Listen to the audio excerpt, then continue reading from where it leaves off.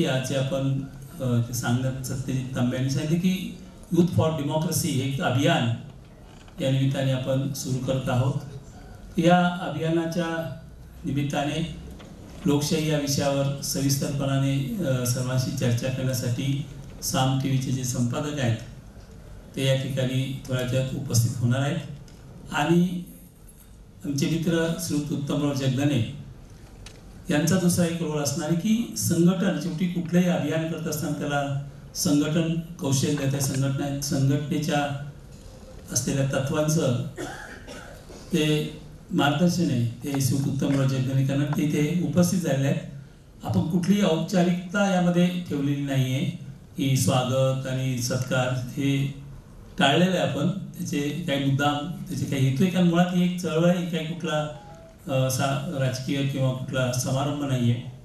तर मित्रांनो मी या ठिकाणी प्रामुख्याने जय हिंद ही चळवळ का सुरू केली का ते जय हिंद ही चळवळ मागची पार्श्वभूमी ही आपल्यापुढे विशद करण्यासाठी मी उभा आहे। मित्रांनो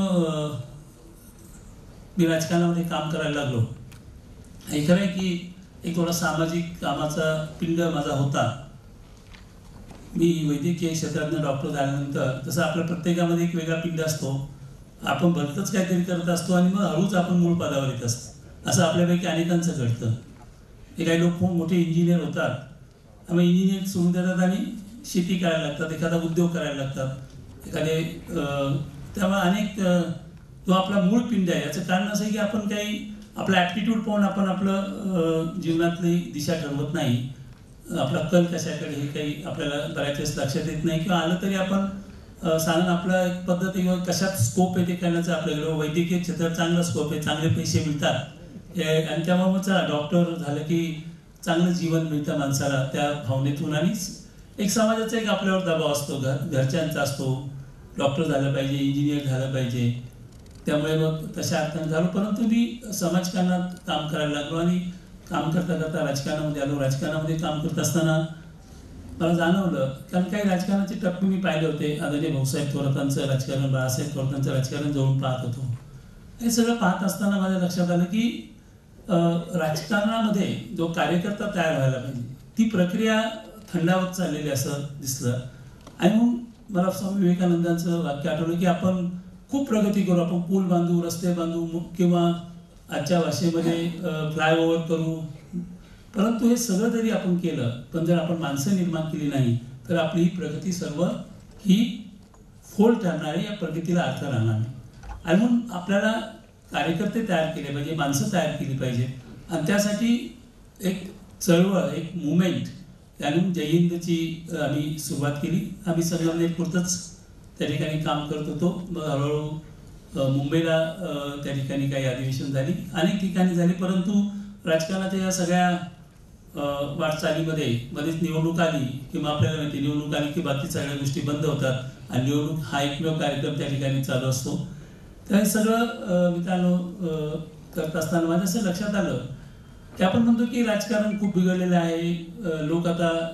कार्यकर्ते चांगले मिळत नाहीत कार्यकर्त्यांना ताकद द्यावी लागते कार्यकर्ता कुठला म्हणलं की ताकद द्यावी लागतं कार्यकर्त्यांचे एक शब्द असतो नेहमी ती ताकद काय द्यावी लागते हे मला बरेच काळ समजत नव्हतं पण तो हळूहळू समजलं की त्यांना ते गाड्या द्याव्या लागतात किंवा आणि आजकाल लोक तेव्हा कुठं असतं का ते द्यावेच लागतं ते आता लोक नाही ऐकत म्हणतात लोकांचं ते आता गरज झालेली आहे किंवा त्याच्या बाजूने काय त्याच्या विरुद्ध काय बोलणं नाही असं कुठे असतं का पण तुम्ही विचार करत होता संगमनेर तालुक्यातच मी थोडासा विचार केला आमच्याकडे अनेक नेते मंडळी आहे बाळासाहेब थोरातांची मी पहिली निवडणूक पाहिली लोक पूर्वी वर्गणी काढायचे आणि पुढाऱ्याला निवडून द्यायचे वर्गणी गोळा करायची आणि बऱ्याच वेळेस म्हणजे खताळ पाटील होते आणि त्या वर्गणीतूनही पैसे शिल्लक राहिले की ते लोकांना परत देऊन टाकायचे बाबा एवढा खर्च झाला ते हिशोबही ठेवायचे आणि तो राहिलेला पैसा त्यांना परत देऊन टाकायचे म्हणजे लोक वाईट नाही आहेत दुसरं उदाहरण मी सांगतो संगमनेर तालुक्यातलंच लोक म्हणतात किंवा ते जातीचं पाहतो आपण म्हणजे इलेक्टिव्ह मेरिट हा एक अतिशय शब्द हल्ली फार असतो म्हणजे कुठे नाही त्याला इलेक्टिव्ह मेरिट आहे म्हणजे काय तो त्या जातीचा आहे तिथे त्या जातीची जास्त माणसं आहेत तो त्याला दिलं तर तो निवडून येईल म्हणून त्याला दिलं पाहिजे तिकीट असा एक साधारण प्रघात असतो परंतु संगमनेर तालुक्यामध्ये एक डाव्या चळवळीचा तालुका आहे आणि तिथे एक निवडणूक झाली. त्या निवडणुकीमध्ये त्यावेळेस संयुक्त महाराष्ट्राची चळवळ अत्यंत जोरात होती आणि मुंबईला संगमनेरचेच मोठे पुढारी राज्याचं नेतृत्व ते करत होते, कॉम्रेड दत्ता देशमुख. चर्चा झाली की आपण राजकारण करतो, लोकांचं प्रबोधन करतो, मग आपण ओपन जागेतनं म्हणजे खुल्या प्रवर्गातून एखाद्या मागासवर्गीय माणसाला निवडून आपण आणलं पाहिजे. हे आव्हान दत्ता देशमुखांनी स्वीकारलं आणि मग तिथे खासदार कानवडे काँग्रेस पक्षाचे होते. त्यांच्या विरुद्ध BC कांबळे यांना उभं करण्यात आलं संयुक्त महाराष्ट्र चळवळीचं. मित्रांनो, संगम तालुक्यामध्ये निमगाव पागा नावाचं गाव आहे, ते खासदार कानवडेंचं मूळ गाव आहे. तिथे जवळजवळ 80% मराठा लोक आहेत आणि तेही कानवडे आडनावाचे लोक आहेत. निवडणूक झाली, निकाल लागला. निकाल लागल्यानंतर BC कांबळेंना लोकांनी पाहिलेलं नव्हतं. ते मागासवर्गीय होते, ते मुंबईला राहत होते. त्या गावामधल्या मतदानामध्ये त्यापूर्वी मतदान समजायचं आणि आताही समजायला लागलं. कानवडेंना फक्त 35 मतं पडली. खासदार कानवडेंना फक्त 35 मतं पडली. म्हणजे लोक वाईट आहेत का? मी तेच विचार केलं, लोक वाईट नाहीये, मग काय बदल काय आहे? जो काही स्वातंत्र्यपूर्व काळ आणि स्वातंत्र्यानंतरचा लागलीचा जो काळ होता, त्यामुळे इतकी माणसं भारावलेली होती, नैतिक पातळीवर उंच होती, समाजामध्ये नैतिकतेला खूप महत्व होतं. आणि आज आम्ही बघतो ते सगळं उलट झालेलं आहे. मग हा बदल जो नेमका कशाचा झाला असेल याचा विचार करत होतो. त्यावेळेस आत्ताच सरांनी जे सांगितलं की त्यावेळेचं जे नेतृत्व होतं ते खूप वेगळं होतं. विशेषतः महात्मा गांधीजींचा त्यांनी उल्लेख केला. महात्मा गांधीजींनी मित्रांनो जे स्वातंत्र्याची चळवळ चालवली, ते केवळ राजकारण नव्हतं. जगात अनेक चळवळी आपण पाहिलं तर ते उद्दिष्ट असते की चला एक तर तिथली सत्ता उलटून टाकायची असते, त्यासाठी त्या सत्तेच्या विरुद्ध लोकांना संघटित करायचं असतं, त्यांच्या अन्यायाविरुद्ध, त्यांच्या जुलमाविरुद्ध लोकांना संघटित करून ती सत्ता उलटून टाकणं हे ते एक राजकीय चळवळ असते. महात्मा गांधीजींचा चळवळीमध्ये आपण नीट अभ्यास केला स्वातंत्र्यपूर्व काळात, त्यांनी प्रत्येक ठिकाणी त्या चळवळीला एक सामाजिक आशय दिला. कारण आपल्या भारताची जी सामाजिक रचना होती त्याच्यामध्ये अनेक दोष आहेत, हे आपण मान्यच करतो. आता जातीयतेचं मी उदाहरण सांगितलं. धर्म आहेत, आपल्याकडे अनेक धर्म आहेत, किंवा आपण अभिमानाने म्हणलं की जगातले सर्व धर्म आपल्याकडे आहेत. मग या धर्मांमध्ये मतभेद होते, त्या जातीमध्ये मतभेद होते, अडाणी पण होतं, अज्ञान होतं. अनेक वर्ष जसं सरांनी सांगितलं की म्हणजे जगातला असा कोणता वंश नाही की ज्यांनी या देशावर आक्रमण केलं आणि राज्य नाही केलं. आम्ही ही सगळी पार्श्वभूमी इथे असताना ती केवळ एक राजकीय चळवळ करून चालणार नव्हती. आणि मग महात्मा गांधीजींनी पाहिलं असेल की या चळवळीला एक सामाजिक आशय दिला. त्यांनी सर्व लोकांना, अतिशय छिन्न विच्छिन्न झालेला देश होता. विन्स्टन चर्चिल यांनी वर्णन केलं होतं, जेव्हा भारताला स्वातंत्र्य देण्याची वेळ आली, विन्स्टन चर्चिल म्हणजे या देशामध्ये काही लोक जे आहेत ते कुठे संघटित आहेत का? पंजाबमधल्या माणसाला तामिळनाडूमधल्या माणसाबद्दल काही आपुलकी नाही, केरळमधल्या माणसाला आसाममधल्या माणसाबद्दल काही आपुलकी नाही. आणि आज आपण बघतो बिहार मनसा मोर्चे महाराष्ट्रात आले, त्याच्या विरुद्ध आंदोलन होतात, हे आपण पाहतो. पण हे लोक करतात का? तर नाही, हे नेतृत्व करत असतात. म्हणून महात्मा गांधीजींनी जे नेतृत्व आपल्याला दिलं ते अत्यंत असामान्य नेतृत्व होतं. महात्मा गांधीजींनी सर्व समाजाला एकत्रित केलं, संघटित केलं. आपण सहज पाहिलं की सामाजिक आशय. तर पहिली गोष्ट महात्मा गांधीजींच्या संपूर्ण चळवळीमध्ये सर्वात अधिक महत्व कशा दिलं असेल, त्यांनी नैतिकतेला सर्वात अधिक महत्व दिलं.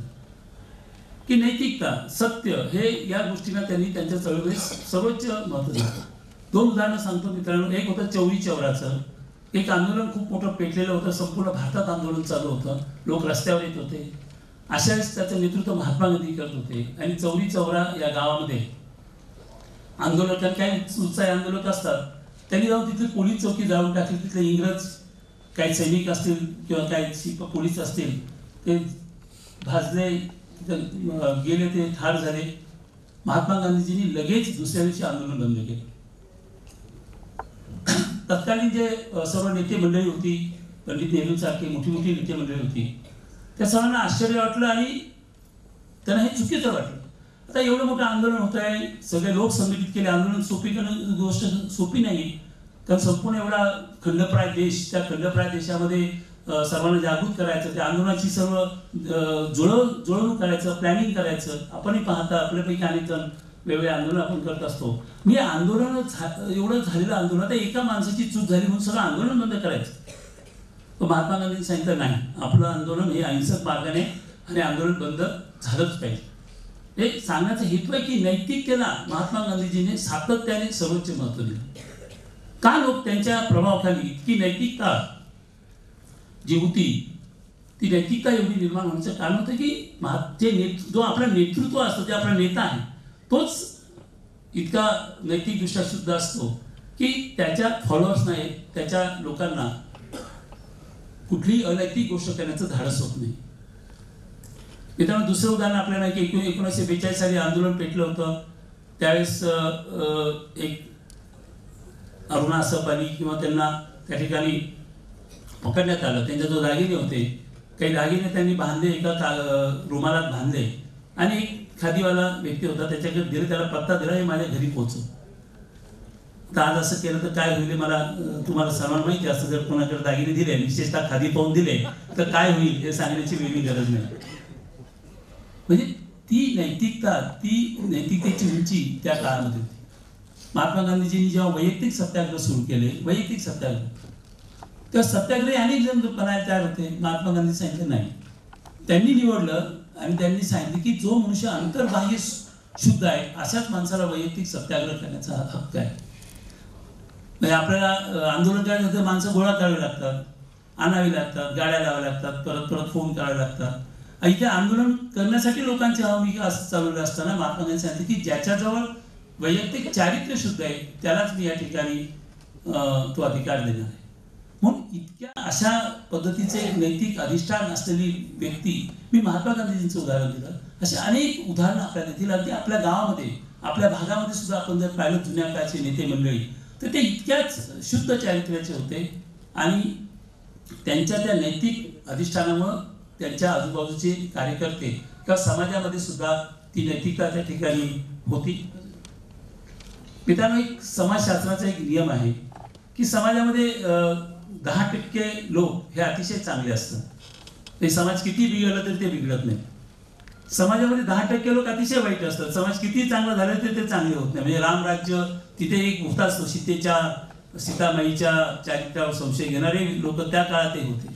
सांगण्याचा हेतू आहे की मग तो उरलेला 80% समाज असतो, तो साधारणपणे त्याची दोन वैशिष्ट्ये असतात. एक तर तो समाज हा ज्याच्या हातामध्ये नेतृत्व असेल त्याच्या पाठीमागे, किंवा तेच समाजाचं सूत्र आहे असं समजून त्याच्या पाठीमागे तो जात असतो किंवा त्याचं अनुकरण ते करत असतात. आणि म्हणून नेतृत्व हे खूप अत्यंत महत्त्वाचं आहे. आणि हे नेतृत्व घडवायचं असेल तर मित्रांनो, आपल्याला निश्चितपणाने अशा पद्धतीने तरुणांनी पुढे आलं पाहिजे आणि नेतृत्व केलं पाहिजे. कारण आपण बघतो की मी सांगितले की स्वातंत्र्यपूर्व काळ त्याच्यानंतरच आहे, परंतु आज आपण परिस्थिती किती बिघडलेली आहे. महात्मा गांधीजींनी एक इशारा दिला होता देशाला स्वातंत्र्य मिळत असताना, की आता देशाला स्वातंत्र्य मिळतंय आणि आता आपले राष्ट्रीय दोष, आपले सामाजिक दोष हे उफळून येण्याची भीती त्यांनी व्यक्त केली होती. आणि नेमकं तसं होताना आज आपण बघतोय राजकारणामध्ये कशा पद्धतीने राजकारण चालू आहे. किती महागड्या अशा इलेक्शन होत चाललेल्या आहेत. कुठल्याही निवडणुकीचं म्हणलं की कोटीच्या कोटी उड्डाणं. एक सामान्य मनुष्य निवडणूक लढू शकतो का आज? आता ग्रामपंचायतीची निवडणूक चालू आहे, तालुक्याला गावातून मनुष्य निवडून द्यायचा आहे. सामान्य घरातला मनुष्य आपण म्हणून आता याला कसं ती निवडणूक परवडणार का? तर त्यासाठी पुन्हा आता प्रचंड पैशाचा वापर, गुंडगिरी, हिंसाचार, जातीयतेचा वापर हे आपण त्या ठिकाणी बघतोय. मित्रांनो, धार्मिक गोष्टीमध्ये पाहिलं, कारण शेवटी आपलं जे राष्ट्रीय जीवन असतं किंवा सामाजिक जीवन असतं हे 3-4 गोष्टी नियंत्रित होत असतं. एक तर राज्यकर्ते, ज्यांना आपण शासन म्हणतो. दुसरं असतं प्रशासन, म्हणजे जे नोकरदार वर्ग असतो, जी धोरणं ठरतात त्याची अंमलबजावणी करणारी जी यंत्रणा असते त्याला आपण प्रशासन म्हणतो. त्या प्रशासनामध्ये काय अवस्था आहे आपण बघतोय की प्रचंड भ्रष्टाचार चालू आहे. म्हणजे त्या भ्रष्टाचाराची आज परिसीमा त्या ठिकाणी गाठलेली. काही कुठल्याही ऑफिसमध्ये जा, कुठेही जा, पैसे दिल्याशिवाय किंवा भ्रष्टाचार झाल्याशिवाय कुठं कामच त्या ठिकाणी व्हायला तयार नसतं. इतका प्रचंड भ्रष्टाचार त्या ठिकाणी वाढलेला आहे. धार्मिक बाबतीमध्ये बघितलं आपण तर तरुणांना चुकीच्या पद्धतीने त्यांची माथे भडकवले जातात. धार्मिक उन्माद निर्माण केला जातो, जातीचा उन्माद निर्माण केला जातो. अशा पद्धतीचं चित्र आपण त्या ठिकाणी पाहतोय. एकमेकांच्या धर्माबद्दल द्वेष निर्माण केला जातो, परस्परांबद्दल चुकीची माहिती देऊन. आता तर सोशल मीडियासारखं असं आता निर्माण झालेलं आहे, ते दुधारी असं आहे की ज्याच्या माध्यमातून एखादी चुकीची गोष्ट, खोटी गोष्ट ही लोकांच्या मनामध्ये, लोकांच्या डोक्यामध्ये घालवायला खूप त्या ठिकाणी चालू आहे. अशी एक समाजाची अवस्था या ठिकाणी आपण झालेली पाहतोय. अंधश्रद्धा, दैववाद किती वाढलेला आहे. त्यासाठी दाभोळकरांना आत्मसमर्पण त्या ठिकाणी झालं. या अंधश्रद्धेची चळवळ आहे. बघतो की सुशिक्षित लोक, एज्युकेटेड लोक हे सगळे या अंधश्रद्धेचा आणि दैववादाचं देखील आज इतकं बोकाळलेलं आहे. रोज नवीन व्रत वैकल्य चालू असतात, नागबळी आणि काय कसले कसले व्रत निघतात आणि समाजाला या सगळ्या दैववादामध्ये अडकून टाकलं जातं. मला सांगा की ज्या ठिकाणी आता परवाच आपण पाहिलं, आपल्या संरक्षण मंत्र्यांनी काहीतरी पूजा करून त्या ऑफिसमध्ये गेले. मी काय त्यांना दोष देत नाही, त्या काय पहिल्याने असे अनेक लोक आहेत की जे मुहूर्त पाहून खुर्चीवर बसतात, तरी सुद्धा त्या खुर्च्या जातात. म्हणजे असं काही नाही की मुहूर्त पाहून खुर्चीवर बसले, कोणती खुर्ची परमनंट मिळते असं काही नाहीये, तरी त्या खुर्च्या जातात. सांगायचा हेतू काय मित्रांनो, की तुम्ही इतकं दैववादी जर बनवलं तर तो समाज सशक्त होईल का? तो समाजामध्ये तो समाज पंगू होणार. त्या समाजाची विचार करण्याची प्रक्रिया, त्या समाजात ते आम्ही बघतो की तरुण, मी जेव्हा मुंबईत जातो, आपणही सर्वजण जात असाल, तांडीच्या तांडी हजारो तरुण साईबाबांना जातात. मी काही देवाच्या किंवा याच्या विरुद्ध नाहीये, पण तो आमचा तरुण कुठं जायला पाहिजे? त्या तरुणांनी जंगलामध्ये जायला पाहिजे, पर्यावरण पाहिलं पाहिजे, त्यांनी खेळ खेळलं पाहिजे. ह्या सगळ्या गोष्टी किती कमी होताना दिसत आहेत. फक्त गणपतीचा उत्सव, नवरात्राचा उत्सव किंवा मग धार्मिक ठिकाणी त्या ठिकाणी जाऊन मोठ्या मोठ्या दिंड्या काढायच्या, अशा पद्धतीचं जर तरुण आमचा त्या सगळ्या दैववादामध्ये अडकला तर चांगला समाज आपण कसा निर्माण करू शकू? आणि या सगळ्या पार्श्वभूमीवर मित्रांनो, एक निश्चितपणाने असं वाटतं की एक चांगला समाज निर्माण करायचा असेल, त्याला आपण निरोगी समाज, निकोप समाज, एक हेल्दी सोसायटी ही निर्माण केल्याशिवाय आपल्याला या देशामध्ये खऱ्या अर्थाने चांगली, ज्याला आपण म्हणतो की प्रगती म्हणूया, किंवा लोक नेहमी म्हणतात की आम्हाला लोक देशाला महासत्ता बनायचे, भारत हा जगाचं नेतृत्व करायचंय. APJ अब्दुल कलाम म्हटले की आपण 20 साली महासत्ता बनवू. परंतु हे कसं शक्य होणार आहे? महासत्ता बनणं, सत्ता या शब्दाची आता भीती वाटायला लागली. आपण बघतो की काय चाललं देश जगामध्ये. तिकडे ट्रम्प आहे, ते इकडे ते कोण आहे दक्षिण कोरियाचे, ते सतत उत्तर कोरियाचे ते चालू आहे त्यांचं युद्ध, आणि काय सांगता येत नाही. हायड्रोजन बॉम्ब, म्हणजे स्टीफन हॉकिंग यांनी सांगितलं की येणाऱ्या 40 वर्षामध्ये कदाचित ही पृथ्वी नष्ट होईल. त्याचं कारण काय? द्वेष आणि मत्सर इतका जर वाढत चालला, इकडनं ट्रम्प आणि तिकडनं जर तो कोरियाचा अध्यक्ष आहे, अशा पद्धतीने जर माथे फिरून लोकांच्या ताब्यामध्ये जर जगाचं नेतृत्व केलं, तर उद्या एखादं अणुयुद्ध झालं, अणुयुद्धापेक्षाही महासंहारक अशा पद्धतीचे असर निघाले, ती पृथ्वी बेचिराख व्हायला वेळ लागणार नाही. त्यामुळे या सगळ्या पार्श्वभूमीवर मित्रांनो, आपण तसं आता पगडासांनी खूप चांगलं सांगितलं की अनेक प्रकारचे वंश आहेत. 1000 वर्षाचा जर आपण इतिहास केला, त्यांनी सांगितलं की मागच्या सहस्त्रकाचा जर आपण विचार केला तर मागच्या इथे इतिहासाचे अनेक शिक्षक असतील किंवा लोक असतील, 800 वर्ष आपण परकीयांच्या गुलामगिरीमध्ये होतो. 1000 वर्षामध्ये 800 वर्ष आपण परकीयांच्या गुलामगिरीमध्ये होतो. याचं आपण कधीतरी चिंतन करणार आहोत का? की आम्ही का वारंवार का लोक येतात आणि का आम्हाला पराभूत करतात? पण लोक म्हणतात की आम्ही उदार मनाचे आहोत. आता जो उदार होण्याची परवानगी फक्त अशक्त माणसाला किंवा दुर्बल माणसालाच म्हणायचे असतं, की कारण त्याच्यावर दुसरं काही म्हणायला काही जजमेंट, त्याला काही आर्ग्युमेंट नसतं ना. तेव्हा म्हणतो की नाही मी उदार आहे. म्हणजे एखाद्याने जर तुमच्यावर अत्याचार केला तर तुम्ही सहन केला तर तो नाही मी उदार आहे, जाऊ दे. अशा पद्धतीचं आपल्या देशाची स्थिती आहे. किंवा आपण आज म्हणतो की जगाचं नेतृत्व करायचंय, भारतीय मनुष्य खूप बुद्धिमान आहे.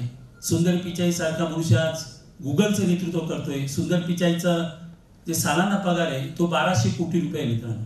जगामध्ये हायेस्ट पेड CEO जर आज कोण असेल तर एक भारतीय तरुण आहे, जो मद्रासमधनं शिकला, तिथल्या IIT मध्ये शिकला, परदेशामध्ये गेला, आज गुगलचं नेतृत्व, गुगल कंपनीचं तो बघतोय. किंवा इंदिरा नुई सारखी एक भारतीय महिला आहे की जी पेप्सिको कंपनी गाळात गेली होती, त्या कंपनीला वर काढण्याचं काम एका भारतीय स्त्रीने केलंय. किंवा कॅनडामध्ये एक भारतीय मनुष्य आहे पंजाबी समाजाचा, तो तिथल्या पंतप्रधानाच्या रेसमध्ये होता मागच्या 5 वर्षापूर्वी.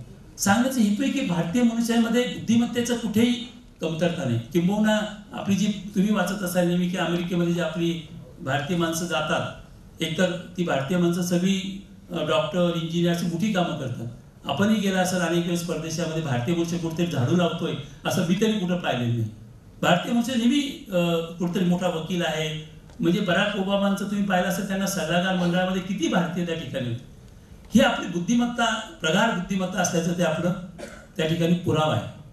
अनेक ऑलिम्पियडच्या स्पर्धा होतात, स्मरणशक्तीच्या स्पर्धा होतात, गणिताच्या स्पर्धा होतात. अमेरिकेमध्ये, इंग्लंडमध्ये तिथे असलेले भारतीय कुटुंबातली मुलं हे अनेक अमेरिकन आणि इंग्लंडच्या लोकांना त्या ठिकाणी पाठीमागे टाकतात, हे आपण पाहिलेले. म्हणजे आपल्याकडे बुद्धिमत्ता आहे, कष्ट करायला आपण कमी नाही. म्हणजे भारतीय मनुष्य इतका कष्टाळू आहे की परदेशात गेला की तो केवळ कष्टाने कष्ट करत असतो.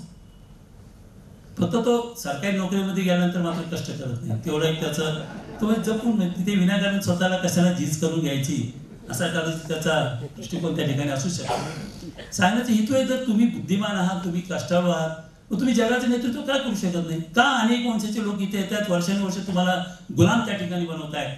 याच्याबद्दलचं आत्मचिंतन जर आपण कधी केलं तर शेवटी मित्रांनो उत्तर येतं की आपण एक सुदृढ समाज व्यवस्था या देशामध्ये निर्माण करू शकतो. सांगितलं यांनी जातीयतेची उदाहरणं, मी सांगितलं जाती आहेत.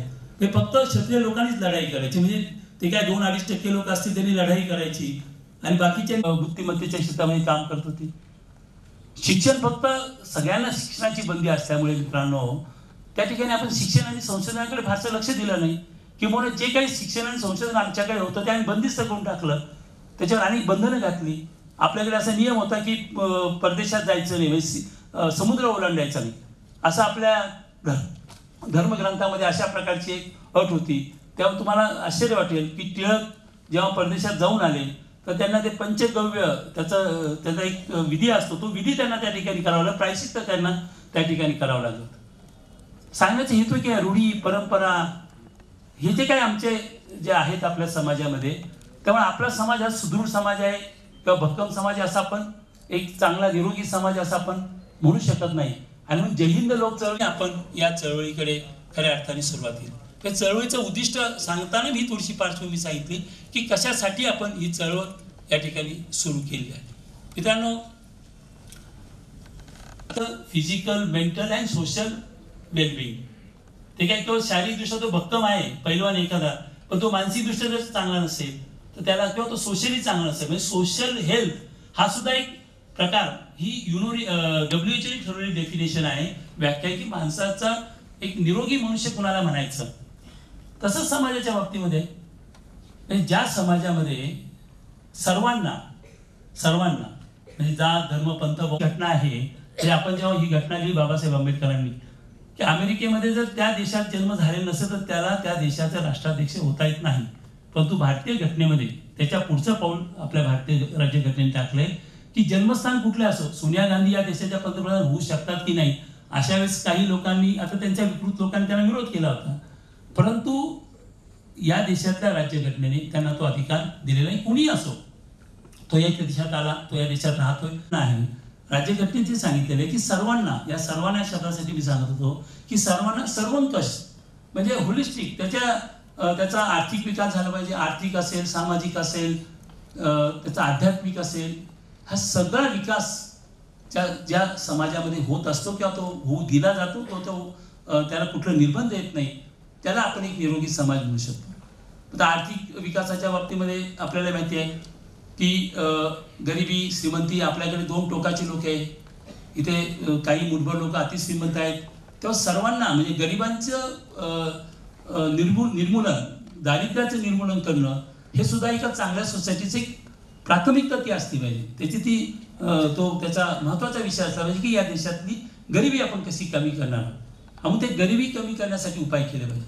त्याच वेळेस जे लोक सक्षम आहेत, बुद्धिमान लोक असतील, सक्षम लोक असतील, जो काही कल्पक लोक असतील, त्यांना मात्र त्याच वेळेस त्यांची प्रगती करण्याच्या सगळ्या संधी तिथे मिळाल्या. त्यांना काय असं करण्याचं कारण नाही किंवा त्यांच्या ज्या संधी आहेत त्या तिथे काढून घेण्याचं काही कारण नाही. त्यांना त्या संधी करण्याचा पूर्ण अधिकार त्या ठिकाणी मिळाला पाहिजे. म्हणून ही आर्थिक असेल, आध्यात्मिक असेल, आध्यात्मिक बाबतीत आपण बघतो की ती प्रगती करायची असेल, उपासनेचं स्वातंत्र्य आपण दिलेलं आहे की ज्याला ज्याच्या पद्धतीने उपासना करायची असेल, त्याला त्याची प्रार्थना करायची असेल, त्या पद्धतीने त्याचं धार्मिक स्वातंत्र्य म्हणूया, उपासनेचं स्वातंत्र्य म्हणूया, ते करण्याचं स्वातंत्र्य त्यांना त्या ठिकाणी मिळालं पाहिजे. अशा पद्धतीचा तो समाज असतो. त्या समाजामध्ये सर्वांना एक न्यायप्रिय तो समाज असला पाहिजे. सर्वांना ते न्यायाचं राज्य असतं पाहिजे. आपण म्हणतो ना की सर्वांना समान न्याय असला पाहिजे. एकाला एक न्याय, दुसऱ्याला दुसरा न्याय, गरिबांना वेगळा न्याय, श्रीमंतांना वेगळा न्याय किंवा आमच्या व्यक्तीला विशिष्ट न्याय असं न होता त्याला संपूर्ण त्या ठिकाणी न्याय सर्वांना मिळाला पाहिजे. न्यायप्रिय सोसायटी असते म्हणजे केवळ तुम्ही कायदा केला किंवा न्यायालय स्थापन केली म्हणजे न्याय सगळ्यांना मिळतो असं आपण मानायचं कारण आपल्याला माहिती की न्यायालयामध्ये हजारो त्या ठिकाणी प्रकरण प्रलंबित असतात आणि justice delayed is justice denied. इथे आमचे वकील मित्र आहेत दोंडे साहेब ते सांगते की किती वेळ लागतो एक साधी केस जर लिहिली आपण न्यायालयामध्ये तर तिला कशा पद्धतीने लांबवायचं वकील त्यात हुशार असतात म्हणजे की कशा पद्धतीने आपण होतो आणि त्याची फी किती असते. जर तुम्ही कधी कुठल्या हायकोर्टात निर्माण करता येणार नाही आणि न्यायप्रिय समाज असावा लागतो. माझ्या शेजारीचा मनुष्य दुःखी आहे का, तो अडचणीत आहे का, त्याला त्याची प्रगती करता येते का, याचं ती माझी मानसिकता असते पाहिजे, ती माझी प्राथमिकता असते पाहिजे की माझ्या शेजाऱ्याला सुद्धा चांगल्या पद्धतीने प्रगती करता येईल अशी माझी प्राथमिकता असली पाहिजे किंवा तशी माझी मानसिकता असली पाहिजे. तसं होताना मी बघत नाही. आमच्या ग्रामीण भागामध्ये आपण बघतो की तिथे जर पाईपलाईन यायची असेल शेतात काही नसतं तर तुम्हाला त्याचे हे भरपाई आहे. तिथे काही पिकलेलं नसतं काय नसतं. हा एक शेतकरी तो फक्त पाणी देत असतो, शेतकरीच असतो, आपला बांधव असतो, बऱ्याच नातेवाईक असतो, तरी सुद्धा त्याला अडवलं जातं, लढवलं जातं, त्याच्यातून जास्तीत जास्त पैसे काढण्याचा प्रयत्न त्या ठिकाणी केला जातो. त्यामुळे ही सगळ्या समाजाची ती धारणा असली पाहिजे की आपल्याला एक न्यायप्रिय समाज त्या ठिकाणी असला पाहिजे. ही एक चांगल्या एक निरोगी समाजाचं ती देखील एक अत्यंत महत्वाची एक सुसंवाद असला पाहिजे त्या समाजामध्ये. एक प्रशिक्षण त्या समाजाला असलं पाहिजे. तसं होताना आपण बघत नाही. एखादा वाद निर्माण झाला की काय होतं या देशामध्ये आपण बघतो कधी कधी मग त्याचं रूपांतर जाळपोळीमध्ये होतं, कशातही त्याचं दंगलीमध्ये त्याचं रूपांतर होत असतं. तर त्याला आपण एक चांगला समाज म्हणू शकत नाही. आणि मित्रांनो की न्यायप्रियता असले पाहिजे, सामंजस्य त्या समाजामध्ये असलं पाहिजे. निरोगी समाजाकडे बघत असताना मी म्हणलं की सुसंवाद. आता घरामध्ये सुद्धा संवाद नसतो. आता तरी थोडी संवाद व्हायला लागले. तर पूर्वी वडिलांशी बोलायचं म्हणजे शक्यच नव्हतं. ते आईला बोलावलं आणि आईकडनं मग वडिलांकडे आपल्याला जावं लागत होतं. अशी परिस्थिती होती. त्यामुळं सुसंवाद असेल तो घरातून म्हणजे जे होतं की एक हेल्दी फॅमिली हे सुद्धा खूप महत्वाचे की एका निरोगी समाजामध्ये एक निरोगी कुटुंब, एक सुदृढ कुटुंब असणं खूप गरजेचं असतं. चांगली अर्थव्यवस्था, एक निरोगी अर्थव्यवस्था सुद्धा त्या देशामध्ये असली पाहिजे. ती अर्थव्यवस्था अशी असली पाहिजे की ती त्या देशातल्या गोरगरीब माणसांच्या आशा आकांक्षा पूर्ण करू शकतील अशा पद्धतीची अर्थनीती त्या ठिकाणी अवलंबली गेली पाहिजे. त्याला आपण निरोगी समाज म्हणतो. आणि या निरोगी समाजाचाच एक अत्यंत महत्वाचा भाग येतो लोकशाही.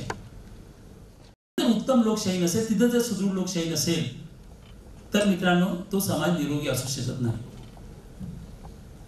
आणि म्हणून या लोकशाहीच्या बाबतीमध्ये आपण ज्याला म्हणतो की चांगली लोकशाही देशामध्ये असते. म्हणजे चांगली लोकशाही म्हणजे काय की ज्या लोकशाहीमध्ये जास्तीत जास्त लोक सहभागी होत आहेत.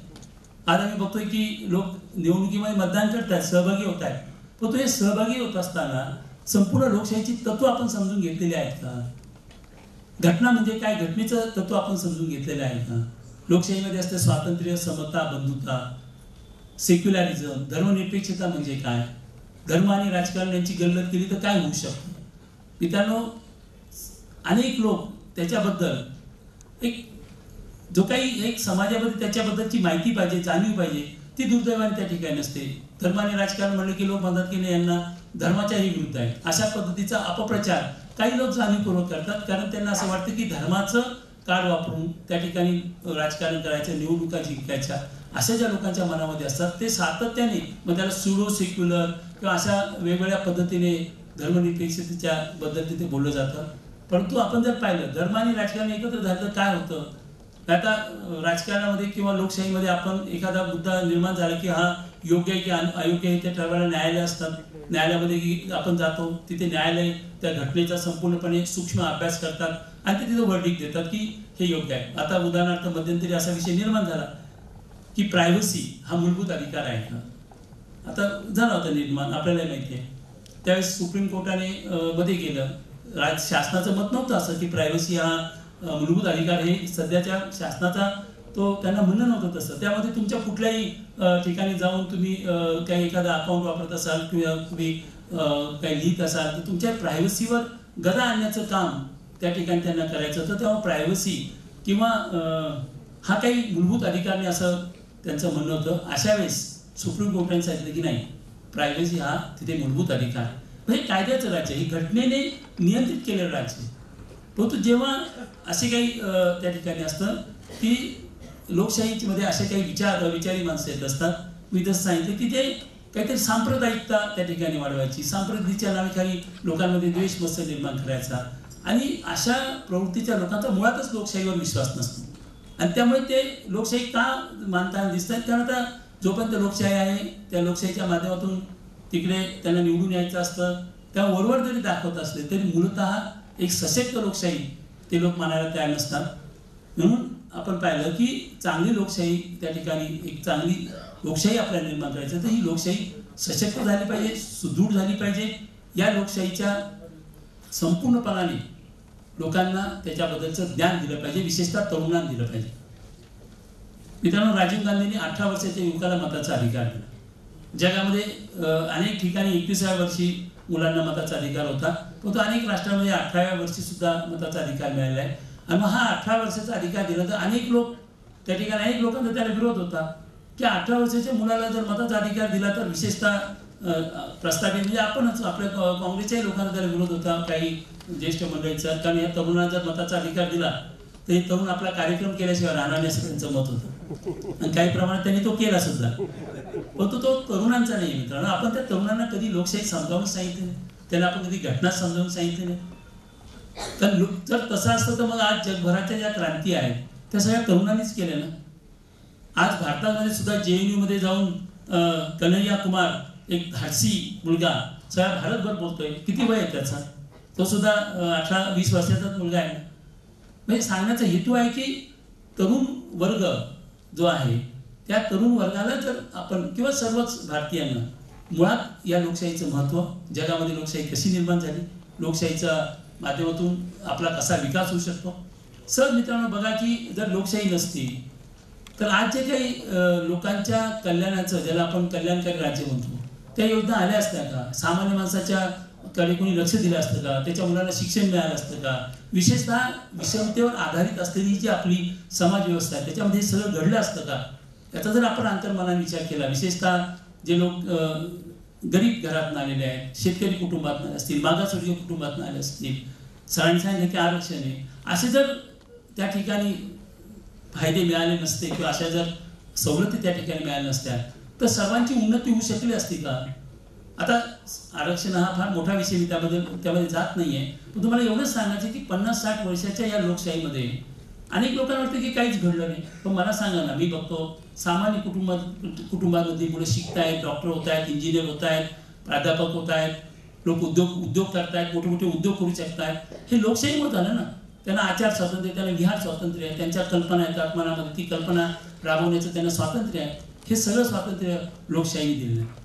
आणि या लोकशाहीच्या मध्ये काही अविचारी लोक जे आहेत ते अविचारी लोक ही लोकशाही व्यवस्था मोडून टाकण्याचा प्रयत्न करतात. अशा वेळेस समाजातल्या विचारी लोकांनी पुढे आलं पाहिजे.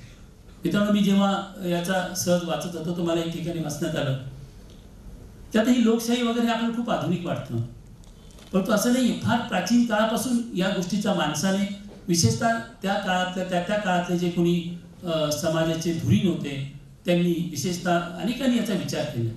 बायबलमधलं मी सहज वाचत होतो तर बायबलमध्ये एक ठिकाणी त्याचं वर्णन होतं. त्यांनी लिहिलं होतं की आज त्यावेळेची परिस्थिती, म्हणजे आपल्याला माहिती की प्रभू येशूंनी जेव्हा एक नवीन धर्म निर्माण केला किंवा मोहम्मद पैगंबराने धर्म निर्माण केला किंवा भारतामध्ये सुद्धा धर्म निर्माण झाले, भगवान बुद्धांनी केला असेल, अनेक लोकांनी धर्म निर्माण केले. याचा अर्थ पूर्वी देव नव्हते का? पूर्वी धर्मव्यवस्था नव्हती का? होती ना, परंतु ती व्यवस्था चांगली नव्हती, तिथे अत्याचार वाढलेले होते. तेव्हा त्यामध्ये म्हटलेलं आहे की सांगितलं तिथे की आज इथे खूप अस्वस्थता झालेली आहे. या देशाची घटना, त्यांनी लिहिलं the constitution is hang by one single thread. म्हणजे देशातलं घटना ही एका दोरीवर अडकलेली आहे, आधी तर केव्हाही टांगलेली आहे आणि आता आणीबाणीचा प्रसंग निर्माण झाला आहे. आता काही लोक ही घटना उद्ध्वस्त करायला निघालेले आहे ही घटना, आणि या देशाचं लोक ज्या काही घटनेशी रिलेटेड इन्स्टिट्यूट आहेत ते आता उद्ध्वस्त निघालेले आहेत. अशा वेळेस तिथे इस्रायलचा उल्लेख आहे. इस्रायलमधल्या ज्येष्ठ लोकांनी, त्यांनी एल्डरली शब्द वापरलेला, एल्डरली पीपल, त्यांनी पुढे आलं पाहिजे आणि या घटनेचं रक्षण केलं पाहिजे. मला आश्चर्य वाटलं की घटना तर राज्यघटना, आपण हा शब्द सगळा अलीकडे वापरतो, याच्या धर्मग्रंथामध्ये कसा उल्लेख होता. त्यामुळे पुन्हा ते 10 कमांडमेंट नावाचा एक सिनेमा आपण सगळ्यांनी पाहिला असेल, खूप गाजलेला सिनेमा होता 10 कमांडमेंट्स. तिथं तो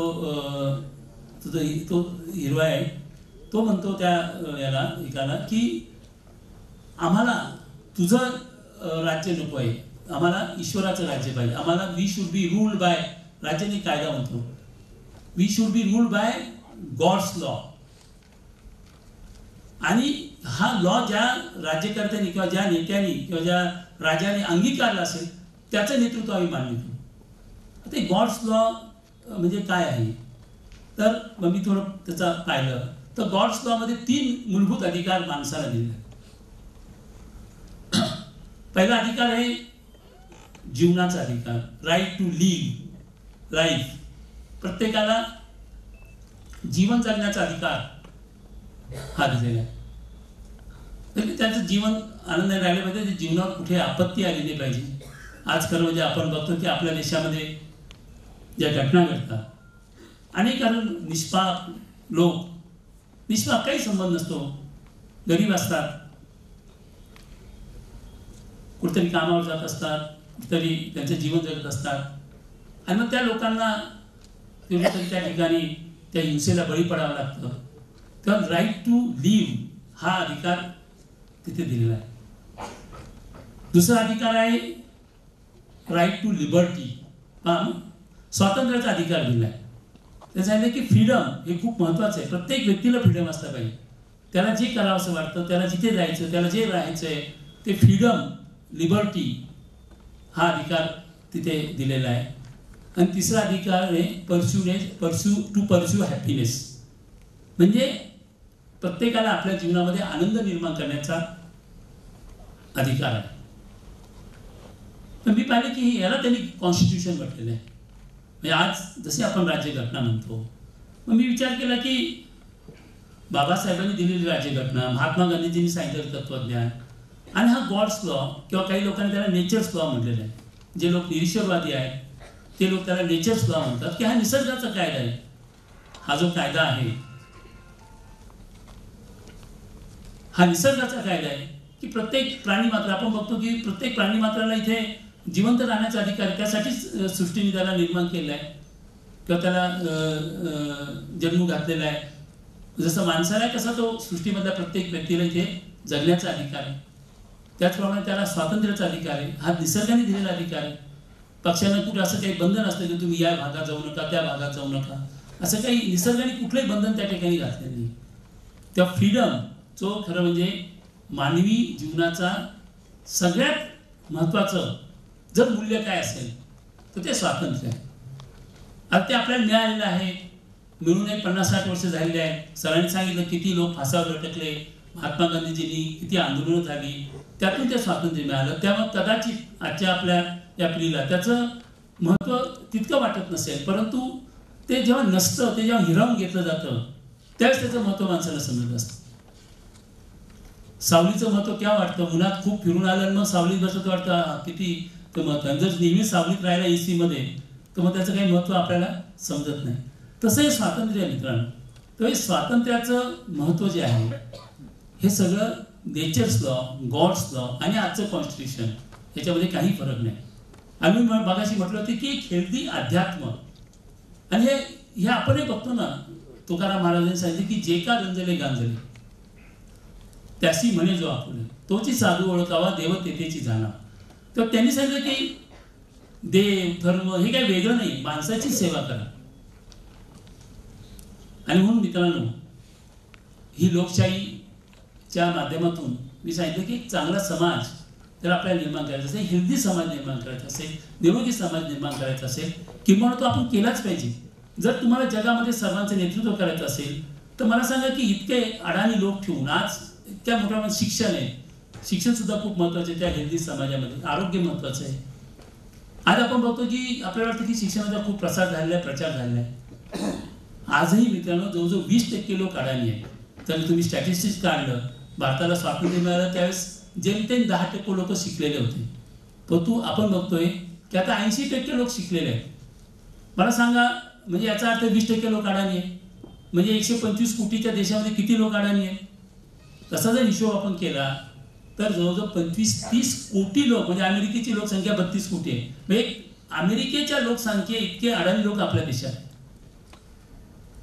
मग या सर्वांना शिक्षण द्यायचं नाही का? या सर्वांना अडाणी ठेवून तुम्ही जगाचं नेतृत्व करणार आहात का? या सगळ्यांना अडाणी ठेवून तुम्ही त्या ठिकाणी महासत्ता बनणार आहात का? अशी महासत्ता तुम्ही बनूच शकत नाही. तर एवढी विषमता आज आहे.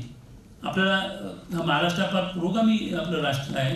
परंतु आपण जर काही अन्य राज्यांमध्ये गेलं तर तिथे आजही अस्पृश्य मुलांना बाहेर बसवलं जातं. त्यांना शाळेत बसू देत नाही. ही वस्तुस्थिती आहे मित्रांनो. आणि ती जरी वरवर गेली असली तर मनातून गेली आहेत का असा प्रश्न विचारल्यानंतर प्रामाणिकपणे उत्तर देतं नाही, तसं उत्तर येतं. ती सामाजिक विषमता आहे, ती सामाजिक आहे, ती आर्थिक आहे. त्यामुळे हे सगळं दुरुस्त केल्याशिवाय तुम्ही एक चांगला समाज निर्माण करू शकत नाही. आणि कुठल्याही समाजाचं जर सगळ्यात महत्त्वाचं जर काही जीवनातलं साध्य असेल तर तो एक निरोगी समाज निर्माण केला पाहिजे. अनेक गोष्टी आहेत की ज्या निरोगी समाजाच्या बाबत आपल्याला सांगतात. आरोग्याच्या बाबतीमध्ये आज अनेक आपल्याकडे आजार होतात. मध्यंतरी UP मध्ये किती मुलं, म्हणजे माणसाच्या जीवनाला काही किंमतच नाही. 300, 400 लोक त्या ठिकाणी मरून जातात. किंवा आपण परवा बोलायचं की नाशिकला किती लोकांचा मृत्यू झाला. स्वाईन फ्लूमुळे 4000 लोक मेले, त्यातले निम्मे महाराष्ट्रातले. एका आजारावर 4000 लोक. असं जर एखाद्या प्रगत राष्ट्रामध्ये घडलं तर लोक हे सहनच करू शकत नाही. हे सहनच करू शकत नाही. तिथल्या राज्यकर्त्यांवर, तिथल्या व्यवस्थेवर ते लगेच तिथे सू करतात, त्यांना फाईट, त्यांच्यावर केसेस दाखल करतात. आणि मग या सगळ्या गोष्टींचा सर्वंकष विचार करून जय हिंद चळवळ निर्माण करत असताना हेतू हाच होता की एक चांगली समाज व्यवस्था या ठिकाणी निर्माण केली पाहिजे. आणि मग मित्रांनो, या ठिकाणी नेहमी असा एक प्रश्न निर्माण होतो की आपण समाजकारण करायचं की आपण राजकारण करायचं. आपले पाहुणे तर मित्रांनो, शेवटचा मुद्दा मला सांगायचे की महात्मा गांधीजी, परत आपण सरांनी सांगितलं ते खूप खरं आहे. तर म्हणजे महात्मा गांधीजींच्या संपूर्ण जीवनाचा जर आपण सखोल अभ्यास केला तर मित्रांनो आपल्याला दुसरीकडे कुठेही जाण्याची गरज नाही. त्यांनी सांगितलं की त्यांनी 7 सीन्स, सोशल सीन्स, सामाजिक त्यांनी सांगितल्या गोष्टी की ह्या पाप आहेत. त्यामध्ये काय होतं, पॉलिटिक्स विदाउट प्रिन्सिपल, त्यामध्ये पाप आहे. आणि आपण आज बघतो त्या जगभरामध्ये, मी तर जगभरात सांगतो की लोक काय करतात की कोट्यावधी रुपये खर्च करून स्वतःची इमेज तयार करतात.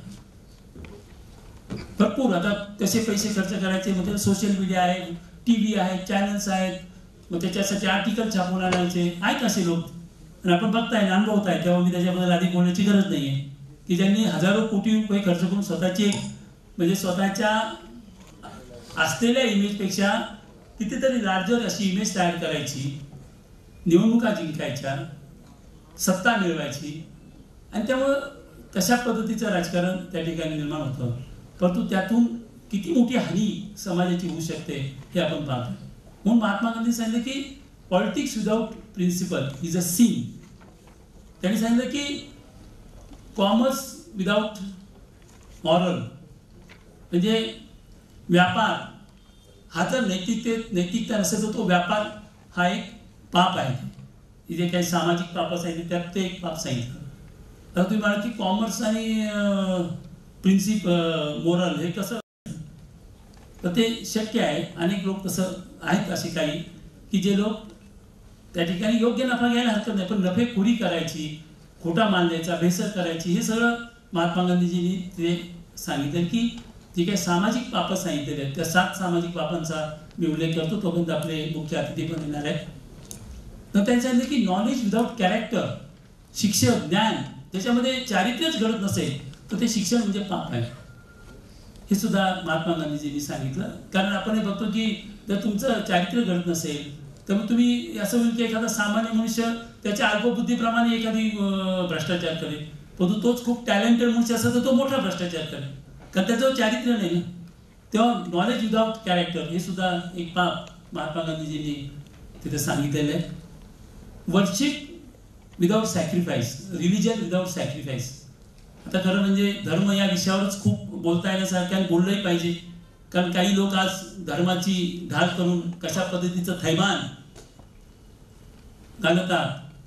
मी मगाशी सांगितलं, मित्रांनो, धर्माची निर्मिती ज्या लोकांनी केली आहे, ज्या महान पुरुषांनी केली आहे, त्यांचं सर्वांचा जर आपण अभ्यास केला तर ते स्वतः अतिशय मानवी दृष्टिकोनातनं त्यांची जडणघडण झाली. प्रभू येशू असतील, त्यानंतर मोहम्मद पैगंबरांचं असेल, आज मोहरम आहे म्हणून आपण सांगितलं की त्यांनी सांगितलं मोहम्मद पैगंबरांनी की तुम्ही माणसाबद्दल जाऊ द्या, प्राण्यांबद्दल सुद्धा खूप तुम्ही त्या ठिकाणी त्यांची काळजी घ्या असं त्यांनी सांगितलं होतं. जकात आहे म्हणजे तुमच्या शेजारी कुणी जर समाजामध्ये दुःखी असेल तर त्याच्यासाठी तुम्ही तुमच्या उत्पन्नाचा 6वा भाग दिला पाहिजे. भगवान बुद्धांनी पंचशील तत्व सांगितली. भगवान श्रीकृष्णाने सांगितलं की यदा यदा ही धर्मश ग्लानिर्भवति भारत किंवा अभित्थानाम अधर्मश संभवामी युगे युगे किंवा परित्राणाय साधूनाम विनाशायच दुष्कृताम. म्हणजे वाईट लोकांचा संवाद करण्यासाठी आणि चांगल्या लोकांचं रक्षण करण्यासाठी मी तिथे येत असतो. किंवा नतो हम कामय राज्य, मला राज्य नको, मोक्ष नको. उपनिषदामध्ये सांगितलेलं आहे, प्रार्थना आहे ती की मला राज्य नको, या पृथ्वीचं राज्य नको, मला मोक्षही नको, मला ऐश्वर्य नको, मला संपत्ती नको, मला फक्त गरीब माणसाचे अश्रू पुसण्याची शक्ती दे, अशी प्रार्थना धर्मामध्ये. तेव्हा मित्रांनो, धर्म याचं जे काय आज विडंबन आज सर्वत्र चालू आहे, धर्माच्या नावाचं विडंबन चालू आहे. धर्माच्या माध्यमातून लोकांना एक प्रकारचं गुलाम केलं जातं. तुम्ही जर एखादी गोष्ट त्या ठिकाणी बोललात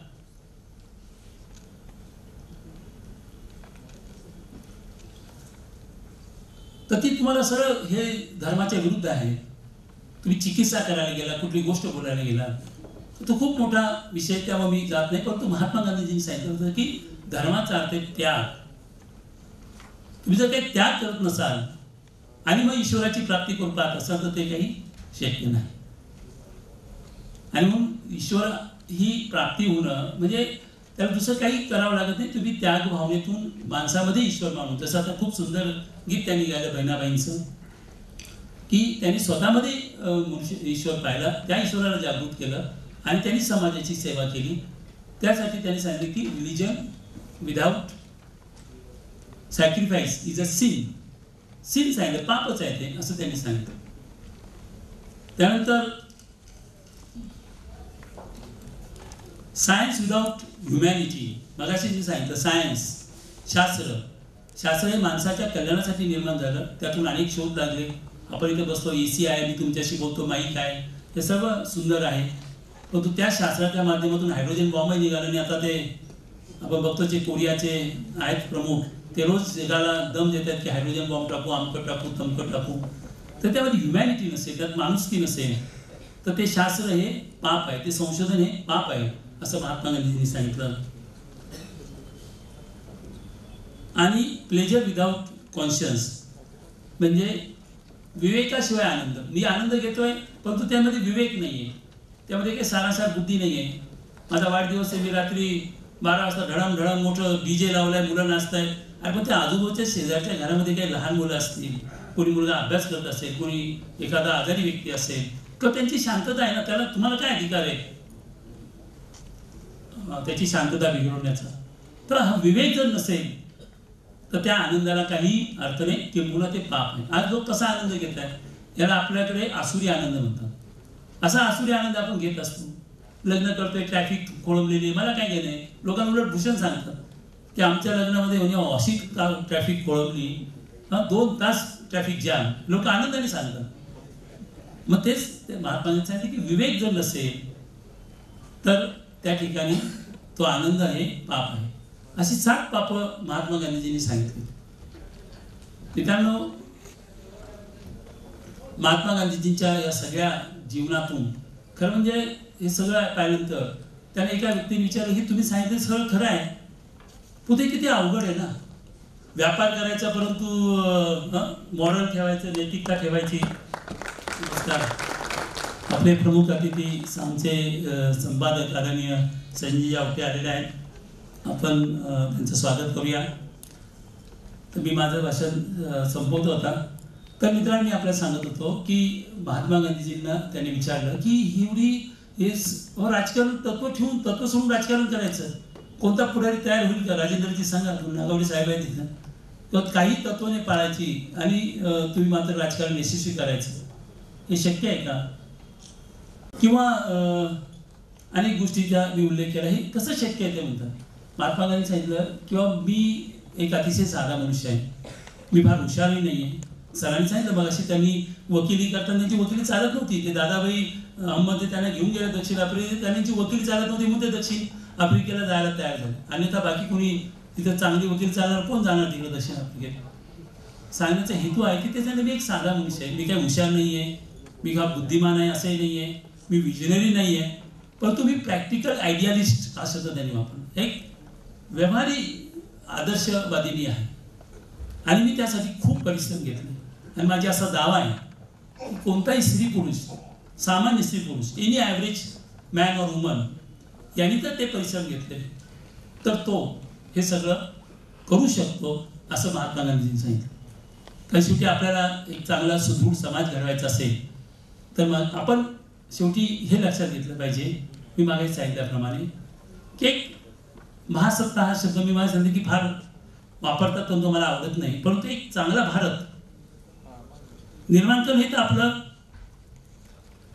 निश्चितपणे स्वप्न असलं पाहिजे. चांगला भारत तो आज आहे का याचा जर अंतर्भाव तर नाही. आपल्याला नैतिकदृष्ट्या अनेक गोष्टी अशा की ज्याच्यामुळे आपल्याला मान खाली घालावी लागते. स्त्रियांवर होणारे अत्याचार असतील, मी सांगितलं की भ्रष्टाचार असेल, अंधश्रद्धा असतील, दैववाद असेल, जातीमधलं अंतर असेल, एक संघपणा नाही तो धर्म सोडा, एका धर्म तरी एक संघपणा आहे का? बिहारमधून येणारे इथे लोक काही ते काही कोणत्या धर्माचे ते कदा आपल्या हिंदूही असतील कदाचित, त्यांना मानणारे हिंदूच असतात. तेव्हा जर आपण 60 वर्षानंतर एक संघ राष्ट्रीय एकात्मता आपण निर्माण करू शकलो नसू, तेव्हा असा एक चांगला समाज निर्माण करणं ही मोठं आव्हान आहे आणि ते आव्हान तरुणांनी पेललं पाहिजे, ते आपण पेललं पाहिजे. ते जर आपण चांगला समाज निर्माण करू शकलो तरच आपण एक चांगला भारत निर्माण करू शकू, तरच आपण जगामध्ये जगाचे नेतृत्व करू शकू, अशी धारणा या ठिकाणी व्यक्त करतो. आणि महात्मा गांधीजींनी हे त्यांच्या जीवनामध्ये सिद्ध करून दिलं की एखादा सामान्य मनुष्य, महात्मा गांधीजी खूप सामान्य होते, दिसायला सामान्य होते, मला सांगितलं त्यांनी की परंतु एक निर्भयता त्यांच्या मनामध्ये होती. जेव्हा दक्षिण आफ्रिकेमध्ये त्यांना फेकून दिलं, त्यांनी ती निर्भयता जर दाखवली नसती, ती निर्भयता त्यांनी दाखवली, तिथं आंदोलन केलं आणि त्या निर्भयतेमुळे मोहनदास करमचंद गांधी नावाचा एक साधा वकील महात्मा झाले. एवढंच नाही तर त्यांनी जगाचं नेतृत्व केलं आणि म्हणून त्यांच्या जन्मदिनी आपण हे यूथ फॉर डेमोक्रेसी, एक सशक्त लोकशाही निर्माण करण्याचं एक अभियान या निमित्ताने सुरू करत आहोत. जय हिंद चळवळ काय आहे, त्याचा हेतू काय आहे, त्याचं उद्दिष्ट काय आहे हे सांगण्याचा मी प्रयत्न केला. शेवटचा 1-2 मिनिटांमध्ये फक्त आपल्याकडे अनेक उपक्रम आपण या ठिकाणी घेत असतो. त्या उपक्रमांमध्ये मित्रांनो, जय हिंद तरुणांसाठी जय हिंद युवा मंच आहे, क्रीडा क्षेत्र आहे. माणसाचं मन हेल्दी, शरीर हेल्दी असतं, पण तू मन हेल्दी करायचं असतं तर खेळ पाहिजे. आपण म्हणतो की युरोप अमेरिकेचा असंख्य खेळ लोक खेळत असतात. आपण म्हणतो लोक दैववादी काय, तुम्ही त्यांना काही प्रोग्रामच देत नाही. तरुणांना प्रोग्राम दिला, क्रीडाचे खेळाचे प्रोग्राम द्या, त्यांना कल्चरल प्रोग्राम द्या, त्याच्यासाठी ॲक्टिव्हिटीज घ्या. त्याच्यामध्ये जर त्यांची मनं रमली तर त्यांचं मन अधिक हेल्दी होईल आणि एक चांगला समाज निर्माण करण्यासाठी मदत होईल. शिक्षण आहे, शिक्षणाविषयी मी सांगितलं की आजही इतक्या मोठ्या प्रमाणात लोक अज्ञानी आहेत, अडाणी आहेत. शिक्षणामध्ये 2 वर्ग झालेत. चांगले लोक इंग्रजी शाळेत जातात, ICSE, CBSE. आमचे गरीब मुलं जातात नगरपालिकेच्या शाळेत, अनुदानित शाळेत, तिथं क्रीडा शिक्षक नाही, तिथं शिक्षक नाही शिकवायला. तर त्यांच्यासाठी काहीतरी शिक्षणाचे उपक्रम खूप आपण त्या ठिकाणी चांगल्या पद्धतीने करू शकतो. जय हिंद करिअर अकादमी आहे, वाचनालय आहे, जय हिंद फिटनेस मुवमेंट आहे. आरोग्याविषयी मी पण सांगितलं की आज तरुण मुलाला मी पाहिलं, आमचा एक अतिशय जवळचा कार्यकर्ता कर्जतचा तरुण वयामध्ये हार्ट अटॅकने गेला. आपल्या सर्वांना ठाऊक आहे, अतिशय तरुण वयामध्ये 32 वर्षाची मुलं, 30 वर्षाची मुलं, 28 वर्षाची मुलं हार्ट अटॅक येत आहेत, ब्रेन स्ट्रोक होत आहेत, मेंदूमध्ये रक्तस्राव होतोय. तेव्हा आपण इतका चुकीचा, खरं तो देखील फार मोठा विषय, म्हणजे अत्यंत आपला आहार इतक्या चुकीच्या पद्धतीने, तर त्याच्याविषयी जागृती निर्माण करणारी आपली फिटनेस मुवमेंट आहे. अनेक सामाजिक उपक्रम आहे की ज्याच्याद्वारे आपण धर्मनिरपेक्षता, जातीयता कमी होईल अशा पद्धतीचे सामाजिक उपक्रम या ठिकाणी राबवू शकतो. आपला कृषीप्रधान देश आहे. शेतकऱ्यांचं जीवन किती अवघड आहे मी सांगण्याची गरज नाही आहे, परंतु एक शाश्वत शेती निर्माण करण्यासाठी शासनाच्या व्यतिरिक्त आपण काय प्रयोग करू शकतो याचं ज्ञान आपण देऊ शकतो. आणि सगळ्यात शेवटी महत्त्वाचं म्हणजे महिला. आज ते महिलांची संख्या कमी आहे, परंतु ते देखील आपली खूप महत्त्वाची ॲक्टिव्हिटी की महिलाचा एक दुसरा महत्त्वाचा असतो मित्रांनो, स्त्रियांना संघटित करणं. कारण ज्या समाजामध्ये स्त्रियांना बरोबरीचं स्थान दिलं आहे, मग रशिया असेल, अमेरिका असेल, तेच देश प्रगत झाले. आणि महिलांना संघटित करणं किंवा महिलांना आता तर आपण 50% आरक्षण दिले, परंतु महिलांचा एक दुसरा एक महत्त्वाचा एक नैसर्गिक त्यांचा गुण आहे, शक्ती आहे, ते म्हणजे सामाजिक बदल, सामाजिक परिवर्तन. महिला या खूप चांगल्या रीतीने स्वीकारतात, चांगल्या रीतीने पचवतात. आणि म्हणून महिलांना संघटित करणं हा देखील आपला उद्देश आहे. या सर्वांचं मिळून एक जय हिंद लोक चळवळ आपल्याला या ठिकाणी, आज महात्मा गांधीजींची जयंती उद्या आहे, परंतु 1 ऑक्टोबर आहे, रविवार आहे, सुईचा दिवस म्हणून आपण तो या ठिकाणी निवडलेला आहे. आणि महात्मा गांधीजींना अभिवादन करत असताना आपण सर्वजण मिळून, विशेषतः जय हिंद चळवळीमध्ये मी आपल्या सर्वांचं स्वागत करतो. आपण एकत्र येऊया आणि एकत्रित सामूहिक शक्तीने एक चांगला समाज निर्माण करण्याचं अभिवचन आपण आपल्याला देऊया, असे मी या ठिकाणी भावना व्यक्त करतो. आणि माझे 2 शब्द संपवतो. धन्यवाद.